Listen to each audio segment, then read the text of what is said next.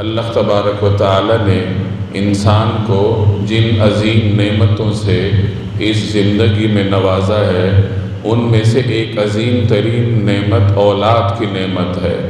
یہ ایک ایسی نعمت ہے جس کے حصول کے لیے انبیاء علیہم السلام نے بھی اللہ تبارک و تعالی کے سامنے دامن پھیلایا ہے۔ حضرت ابراہیم علیہ السلام کی عمر مبارک 80 برس ہو چلی تھی، ان کے ہاں اولاد نہیں تھی۔ انہوں نے اللہ تبارک و تعالی سے دعا کی، رب ہب لی من الصالحین، اے پروردگار مجھے نیکوکاروں میں سے اولاد عطا فرما، یعنی مجھے نیک صالح اولاد عطا فرما۔ حضرت زکریہ علیہ السلام بڑھاپے کی سرحدات میں تھے، بڑھاپے کی حدود میں داخل ہو چکے تھے، ان کے ہاں اولاد نہیں تھی۔ قرآن کریم ان کی دعاؤں کو ذکر کرتا ہے، جس میں انہوں نے اللہ تبارک و تعالی سے دعا کی کہ حب لی من لدنک ولیہ۔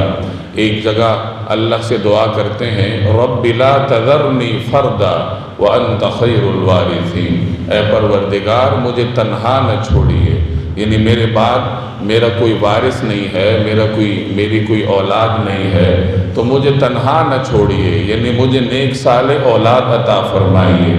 ایک جگہ دعا کی کہ حب لی من لدنک ولیہ، کہ اے پروردگار مجھے اپنے پاس سے کوئی وارث عطا فرمائیے، یرثنی و یرث من آل یعقوب، جو میرا بھی وارث بنے اور میرے آبا و اجداد یعنی آل یعقوب کا بھی وارث بنے، وجعلہ رب رضیہ، اور اے پروردگار اسے اپنا پسندیدہ بندہ بنائیے۔